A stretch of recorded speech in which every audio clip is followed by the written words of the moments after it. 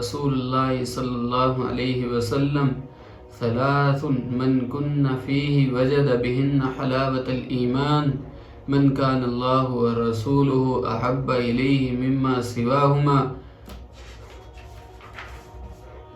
ومن احب عبدا لا يحبه الا الله ومن يكره ان يعود في الكفر بعد انقذه الله عنه كما يكره ان يلقى في النار۔ حضرت انس رضی اللہ عنہم سے مروی ہے، وہ فرماتے ہیں کہ نبی کریم صلی اللہ علیہ وسلم نے فرمایا، تین خصلتیں جس شخص کے اندر پائی گئی اس نے ایمان کی حلاوت کو چکھ لیا۔ احدہما، ایک ان میں سے یہ ہے کہ اللہ اور اس کے رسول اس کو تمام چیزوں سے زیادہ محبوب ہو جائے، دوسری یہ ہے کہ اگر کسی شخص سے محبت کرے تو وہ بھی اللہ کے لیے ہو، اور ناپسند کرے کفر میں لوٹنے کو بعد اس کے کہ اللہ نے اس کو بچا لیا ہے، جیسے کہ ناپسند کرتا ہے آگ میں ڈالے جانے کو۔ تو بھائی یہ حضرت انس رضی اللہ عنہم سے حدیث مروی ہے، اس کے بارے میں جو ہے پہلے ذکر ہو چکا ہے۔ حضرت انس رضی اللہ عنہم کا پورا تفصیلی ذکر جو ہے حدیث نمبر 7 میں ذکر کر چکے ہیں ہم۔ اب یہاں پر یہ چیز سمجھو کہ نبی کریم صلی اللہ علیہ وسلم نے فرمایا، ثلاث من کن فیہ وجد بہن حلاوت الایمان، کہ تین چیزیں جس شخص کے اندر پائی گئی اس نے ایمان کی حلاوت کو چکھ لیا، اس نے ایمان کی مٹھاس کو چکھ لیا، اس نے ایمان کی لذت کو چکھ لیا، اس نے ایمان کی لذت کو چکھ لیا۔ اب یہاں پر ثلاث جو ہے یہ نکیرہ ہے، اور نکیرہ مبتدا نہیں بنتا ہے، یہ چیز آپ سب جانتے ہو۔ یعنی مبتدا کسے کہتے ہیں؟ عام اس میں سمجھو، مبتدا کہتے ہیں جس کے بارے میں بات کی جائے، اور جو بات کی جاتی ہے وہ خبر کہلاتی ہے، وہ خبر کہلاتی ہے۔ تو یہاں پر فرمایا، یا تو یہاں پر اس کا جو ہے مضاف محذوف ہے، ثلاث خصال، یعنی تین خصلتیں ایسی ہے، تین خصلتیں ایسی ہیں، یا یہ ہے کہ یہ من جو ہے اس کے بعد ثلاث من کن فیہ وجد، من جو ہے یہاں پر یہ اس کی صفت بن رہا ہے۔ جب یہ صفت بنے گا تو اس کا جو ہے مبتدا بننا ہے، خبر بننا جو ہے درست ہو جائے گا۔ اب جو ہے اس کا مبتدا محذوف ہوگا، ہی ثلاث ہوا ثلاث، اور یہ جو ما بعد جو ہے یہ اس کی ساری کی ساری خبر بن جائے گی۔ یہ چیز ہو گئی ثلاث خصال۔ اب یہاں پر حلاوت کی دو قسمیں ہیں، حلاوت معنوی اور دوسری جو ہے وہ حلاوت حسی ہے۔ حلاوت معنوی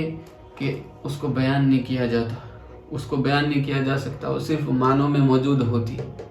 وہ معنوں میں موجود ہوتی ہے، وہ صرف رغبت کی طرف انسان کو مائل کرتی ہے، کہ انسان کے اندر جب یہ حلاوت پیدا ہو جاتی ہے تو انسان عبادات کی طرف دوڑتا ہے، انسان نمازوں کی طرف دوڑتا ہے، روزے رکھنے کی طرف دوڑتا ہے، ہر چیز کی طرف دوڑتا ہے، اگرچہ اس کی طبیعت نہ چاہ رہی ہو، اگرچہ اس کی طبیعت نہ چاہ رہی ہو، لیکن وہ ہے اس کی طرف مائل رہتا ہے۔ نماز پڑھنے کو من نہیں کر رہا ہے، اب وہ نماز پڑھنے جاتا ہے، خواہ من کرے یا نہ کرے وہ نماز پڑھنے جاتا ہے۔ یہاں پر حلاوت سے مراد یہ حلاوت معنوی ہے، یہ حلاوت معنوی ہے۔ جمہور فقہا محدثین حضرات جو فرماتے ہیں کہ یہاں پر یہی مراد ہے، حلاوت معنوی ہی مراد ہے، لیکن صوفیہ حضرات فرماتے ہیں، ابن العربی وغیرہ فرماتے ہیں کہ یہاں پر حلاوت سے مراد حلاوت حسی مراد ہے۔ حلاوت حسی کیا ہے؟ کہ حلاوت حسی یہ ہے کہ ایک لذت ہوتی ہے جب اللہ کا نام لیتے ہیں، جب اللہ کا ذکر کرتے ہیں تو ہم اس کو دلوں میں اور زبانوں پر ہر چیز ہر جگہ اپنے جسم کے ایک ایک حصے میں اس لذت کو محسوس کرتے ہیں، ہم اس لذت کو محسوس کرتے ہیں، تو اس سے مراد جو ہے وہ حلاوت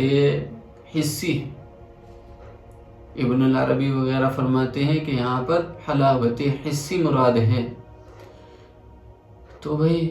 فرماتے ہیں کہ جب انسان کو حلاوت حسی مل جاتی ہے، انسان پھر جو ہے کڑوے گھونٹ اللہ کے لیے پی لیتا ہے، خوشی خوشی پی لیتا ہے، پھر کسی کی پرواہ نہیں کرتا ہے، عبادات میں مشغول ہو جاتا ہے، اور ایسا مشغول ہو جاتا ہے کہ ما سوی اللہ اس کو کوئی نظر نہیں آتا ہے، بس صرف اللہ ہی کی طرف توجہ رہتی ہے، پوری دنیا سے قطع تعلق ختم ہو جاتا ہے۔ جب کوئی شخص اس لذت کو پا لیتا ہے، اصل یہی لذت ہوتی ہے کہ جو عبادت کی طرف مائل کرنے والی ہوتی ہے، عبادت کی طرف راغب کرنے والی ہوتی ہے۔ صوفیہ حضرات فرماتے ہیں، ایک بات ان کی جو ہے ذکر آ گئی کہ صوفیہ حضرات فرماتے ہیں کہ جب اللہ تعالیٰ صحت دے تو ہم تب بھی خوش رہتے ہیں، اگر اللہ تعالیٰ کوئی غمی ڈال دے، طبیعت خراب کر دے، اگر طبیعت خراب ہو گئی تو ہم اس سے زیادہ خوش ہوتے ہیں۔ پوچھا کہ آپ اس سے کیوں زیادہ خوش ہوتے ہیں؟ یہ تو بیماری ہے، اور بیماری سے تو جو ہے جسم کا جو ہے نقصان ہو جاتا ہے، دل و دماغ کا نقصان ہو جاتا ہے، ہر چیز کا نقصان ہو جاتا ہے۔ تو فرمایا جب ہم بیمار ہوتے ہیں تو بیماری میں اللہ تعالیٰ کا اور زیادہ ذکر کرتے ہیں اور خوش ہوتے ہیں کہ اب جو ہے اللہ تعالیٰ نے ہماری طرف توجہ ڈالی ہے، اب جو ہے ہماری طرف توجہ ڈالی ہے، اب اللہ تعالیٰ ہمارے گناہوں کو معاف کریں گے، اور زیادہ خوش ہوتے ہیں کہ جب اللہ تعالیٰ اب جو ہے ہمیں آزما رہا ہے۔ تو بھائی یہاں پر صوفیہ حضرات کے نزدیک جو ہے وہ حلاوت حسی مراد ہے، فقہاء جمہور محدثین کے نزدیک جو ہے وہ حلاوت معنوی مراد ہے۔ یہ چیز سمجھو۔ پھر دوسری چیز یہ ہے کہ یہ یہاں پر من کان اللہ و رسولہ احب الیہ مما سواہما، یہاں پر جو ہے احبہ جو ہے یہ کانا کی جو ہے خبر ہے، یہ کانا کی خبر ہے، اور من جو ہے یا تو جو ہے یہ بدل ہے ما قبل سے، یا عطف بیان ہے، یا پھر یہ خبر ہے مبتدا محذوف کی، یہ خبر ہے مبتدا محذوف کی، یا تو پھر اس میں ایسے طریقے وہ ہوگی احدہما، پھر جو ہے یہ مبتدا محذوف کی خبر ہو گیا، اور پھر یا یہ ہے یہ ما قبل جو من ہے تو من سے ہی بدل ہو گیا، من سے جو ہے بدل ہو گیا یا عطف بیان ہو گیا۔ اور ایک چیز اور سنو، یعنی ذہنی زیادہ کے شروع ہی میں ایک قاعدہ لکھا ہوا ہے، کون المشتق بدلا او عطف بیان لا يجوز او نادر او ضعیف جدا، کہ عطف بیان جو ہوتا ہے وہ مشتق کا صیغہ نہیں بنتا ہے، وہ مشتق کا صیغہ نہیں بنتا ہے۔ تو پھر یہاں پر ایک چیز سمجھو کہ اللہ اور سب پر مقدم ہو جائے، بس اللہ کی محبت دلوں پر چھا جائے، اللہ کے رسول کی محبت دلوں پر چھا جائے، یہی مقصود ہے، اور سب کی محبت ہو وہ بعد میں ہو، اللہ اور اس کے رسول کی محبت جو ہے مقدم ہو۔ اور پھر میں نے سمجھایا تھا کہ محبت سے مراد یہاں پر محبت عقلی ہے یا محبت ایمانی ہے، محبت عقلی ہے یا محبت ایمانی ہے، محبت طبعی مراد نہیں ہے۔ اور صوفیہ حضرات فرماتے ہیں کہ وہ محبت طبعی ہی مراد ہے۔ علامہ نووی فرماتے ہیں کہ محبت طبعی مراد نہیں ہے، بلکہ یہاں پر جو ہے وہ محبت مراد ہے جس کی ابتدا جو ہے عقلی سے ہوتی ہے اور انتہا طبعی پر ہوتی ہے، کہ جب انسان اللہ کی طرف مائل ہو جاتا ہے کہ وہ عقل سے مائل ہوتا ہے، پھر عبادت کرتا رہتا ہے یہاں تک کہ اس کی طبیعت بن جاتی ہے۔ علامہ نووی کیا فرماتے ہیں کہ یہاں پر دونوں کے درمیان جو ایک حصہ ہے وہ یہاں پر وہ مراد ہے محبت سے۔ پھر یہ چیز سمجھو مما سواہما، یہاں پر یہ چیز فرمائی ہے مما سواہما، تو جب یہ مما سواہما فرمایا ہے، یہ ایک خطیب جو ہے خطبہ دے رہا تھا، تو خطبے کے دوران جو ہے اس نے جو ہے ومن یعصہما فقد غوا، دونوں کو ملا دیا، اللہ کی نافرمانی کو بھی اور رسول اللہ کی نافرمانی کو بھی ایک جگہ اکٹھا کیا۔ تو نبی کریم صلی اللہ علیہ وسلم نے اس خطیب کے بارے میں فرمایا بئس الخطیب انت، کہ بہت برا خطیب ہے، تو بہت برا خطیب ہے، اور اس نے ضمیر کو اکٹھا کیا تھا، اس وجہ سے نبی کریم صلی اللہ علیہ وسلم نے اس کو برا خطیب بتلایا، اور یہاں پر جو ہے خود نے اکٹھا کیا ہے۔ یہاں پر خود نے اکٹھا کیا ہے۔ اللہ اور اس کے رسول کی جو ضمیر ہے علی سبیل البدل محمد الرسول اللہ کو بھی راجع ہوگی، اللہ کو بھی راجع ہوگی۔ جب یہ دونوں کو راجع ہے تو یہاں پر جو ہے آپ علیہ السلام نے دوسرے کو منع کیا ہے اور خود نے کیا ہے، تو ایسا کیوں؟ ایسا کیوں؟ تو اس کے جو ہے مختلف جوابات دیے گئے ہیں۔ ایک جواب تو اس کا یہ ہے کہ متکلم اپنے کلام سے مستثنیٰ ہوتا ہے، متکلم اپنے کلام میں نہیں ہوتا ہے۔ جیسا کہ میں یہ کہوں کہ یہاں پر جتنے بھی موجود ہیں وہ سب کے سب چور ہیں، درسگاہ میں جتنے بھی موجود ہیں وہ سب کے سب چور ہیں، یا بستی کے اندر جتنے بھی موجود ہیں وہ سب کے سب چور ہیں، یا میں کہوں مدرسے کے اندر جتنے بھی موجود ہیں وہ سب کے سب چور ہیں، تو اس سے مراد یہ ہوگا کہ سب چور ہے، میں چور نہیں، میں جو ہوں میں چور نہیں۔ اس سے مراد یہ ہے، اس سے مراد یہ ہے۔ پھر دوسری چیز یہ سمجھو کہ اس نے وقف جو ہے امیاسیہما پر وقف کیا ہے، اس نے وقف جو ہے غلط جگہ پر کیا ہے، اس لیے آپ علیہ السلام نے اس کو ٹوکا ہے،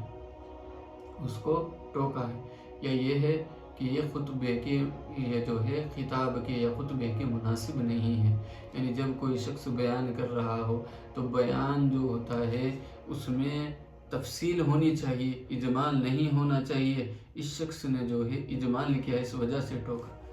کیونکہ ہر شخص جو ہے اجمال کو نہیں سمجھ سکتا ہے، تفصیل کرنی پڑتی ہے تاکہ عوام اور خواص سب کے سب سمجھ جائے۔ تو یہاں پر یہ چیز ہے، اس وجہ سے اس کو ٹوکا ہے۔ یا پھر اس وجہ سے ٹوکا ہے کہ نبی کریم صلی اللہ علیہ وسلم نے جو ضمیر کو جمع کیا ہے یہ مدح کی جگہ پر جمع کیا ہے، اور اس نے جو جمع کیا ہے وہ معصیت کی جگہ پر جمع کیا ہے، اس نے معصیت کی جگہ پر جمع کیا، یعنی اس چیز کی طرف اشارہ ہو گیا، اس چیز کی طرف اشارہ ہو گیا کہ دونوں کی معصیت ایک ہی معصیت ہے۔ اور پھر دوسرا یہ ہے کہ اس میں جو ہے شرک کا ابہام تھا، موقع کی مناسبت سے آپ علیہ السلام جو ہے سمجھ گئے کہ اس نے جو ہے ضمیر کو جمع کر دیا ہے، اور جب ضمیر جمع ہو گئی ہے تو لوگ یہ سمجھیں گے کہ کہیں یہاں پر شرک کا وہ تو نہیں ہے، کہ آپ علیہ السلام لوگوں کی طرف دیکھ کر سمجھ گئے کہ لوگ جو ہے کہ بھئی جو اللہ کا مرتبہ ہے وہی محمد الرسول اللہ کا مرتبہ ہے، لوگ اس کنفیوژن میں نہ آ جائے، اس شک میں نہ آ جائے، اس وجہ سے آپ علیہ السلام نے وہاں پر ٹوک دیا۔ یا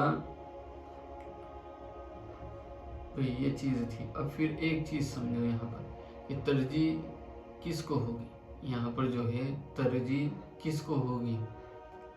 یعنی یہ بیس الخطیب انتا کو ترجیح ہوگی، یا آپ علیہ السلام نے جو جمع کی ہے اس کو ترجیح ہوگی۔ اب ترجیح کون سی اس کو ہوگی؟ بھئی ایک چیز سمجھو، ترجیح جو ہے ایک اولی بات ہوتی ہے، ایک فعلی بات ہوتی ہے، تو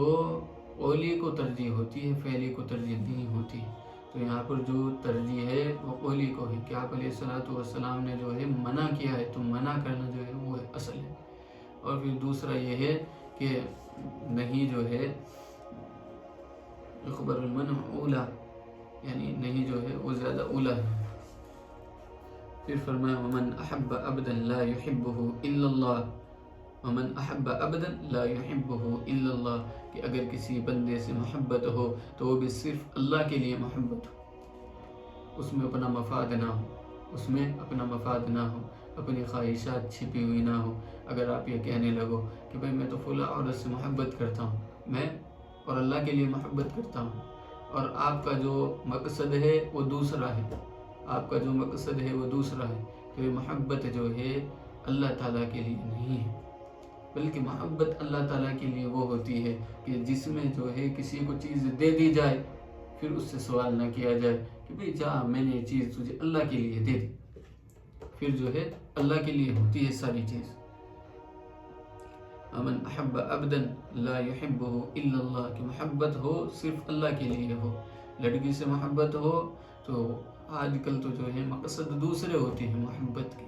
تو یہ محبت نہیں ہے، یہ محبت مقصود نہیں ہے، بلکہ یہ تو اپنے کام نکالنے والی محبت ہوتی ہے کہ لوگوں کو گلے سے لگا رہے ہیں تو گلے سے لگانا ہمارا جو ہے وہ صرف اپنا کام نکالنے کے لیے لگانا ہے کہ ہمارا کام نکل جائے یا لوگ ہم سے بدگمان نہ ہو جائے۔ میرے بھائیو، اگر کوئی روٹتا ہے تو روٹ جائے، جہاں پر اللہ کا حکم ٹوٹ رہا ہو تو وہاں پر اس کو روٹا دینا، بھئی تو روٹ جا، مجھے اللہ کو ناراض نہیں کرنا ہے، اللہ کو ناراض نہ کرنا۔ اگر اللہ کو ناراض کرو گے تو یہ بندہ بھی ہاتھ سے چلا جائے گا اور جو ہے اللہ بھی ہاتھ سے چلے جائیں گے۔ تو اللہ کو پکڑ لو مضبوطی کے ساتھ، یہ ہے۔ پھر فرمایا وَمَن يَكْرَهَ أَن يَعُودَ فِي الْكُفْرِ بَعْدَ أَنْ أَنْقَذَهُ اللَّهُ مِنْهُ كَمَا يَكْرَهُ أَن يُلْقَىٰ فِي النَّارِ، کہ وہ ناپسند کرے جہاں کفر کی طرف لوٹنے کو بعد اس کے کہ اللہ نے اس کو بچا لیا ہے، جیسے کہ ناپسند کرتا ہے آگ میں ڈالے جانے کو، جیسے کہ پسند کرتا ہے آگ میں ڈالے جانے کو۔ تو بخاری وغیرہ میں جو ہے بعد ان غضب اللہ کے جو الفاظ ہے، بعض حدیثوں میں آپ کو یہ نہیں ملیں گے، بعض حدیثوں میں آپ کو نہیں ملیں گے، جامع صغیر سیوطی میں تو جو ہے اور نسائی وغیرہ میں بھی ہے، لیکن بعض حدیثوں میں نہیں ملیں گے۔ تو اب یہ چیز سمجھو کہ بھئی ان یعودہ کا لفظ لائے ہیں، ان یعود فی الکفر بعد ان غضب اللہ من، یعنی اللہ نے جبکہ اس کو بچا لیا ہے۔ تو ان یعودہ کہ یہاں پر ایک اعتراض یہ ہوتا ہے کہ جو آدمی فطرتاً مسلمان ہو وہ کب لوٹے گا، ٹھیک، وہ کب لوٹے گا؟ بھئی احتمال ہے اس کے بارے میں بھی کہ لوٹ جائے، ارتداد کی اس پر چلا جائے۔ پھر یہ ہے کہ کوئی شخص جو ہے وہ جو ہے اسلام کے اندر داخل ہو جائے۔ بعض روایات میں یہودین اور نصرانین کے بھی الفاظ آئے ہیں، اسی حدیث میں جو ہے یہودین اور نصرانین کے بھی الفاظ آئے ہیں۔ تو اگر یہودی ہے یہ سب کو شامل ہے، یعم الابتداء والانتہاء، کہ ابتداء کو بھی شامل ہے، انتہا کو بھی شامل ہے، تو دونوں کو شامل ہے۔ پھر یہ سمجھو کہ مسلمان کو بھی شامل ہے، غیر مسلم کو بھی شامل ہے۔ مسلمان کو ایسے شامل ہوگا کہ بھئی وہ جو ہے بعد میں جو ہے اللہ نے اس کو نعمت دی ہے، لیکن وہ ناپسند کرے اس چیز کو کہ بھئی میں کافر بن جاؤں، میں مرتد بن جاؤں، میں یہودی بن جاؤں، میں نصرانی بن جاؤں، یا میں ہندو بن جاؤں، وہ ان تمام چیزوں کو جو ہے ناپسند کرتا ہوں۔ اور یہودی، اور اگر وہ مسلمان لایا ہے تو اسلام لانے کے بعد اگر کوئی شخص مسلمان ہو گیا ہے تو اسلام لانے کے بعد بھی وہ ایسے ہی ناپسند کرے کہ بھئی میں کہیں دوبارہ اللہ مجھے اس ظلمت میں نہ پھینک دے، یخرجہم من الظلمات الی النور، کہ اللہ تعالیٰ نے مجھے ایمان کا نور دیا ہے کہ دوبارہ مجھ سے یہ نور چھین نہ لے۔ اس کی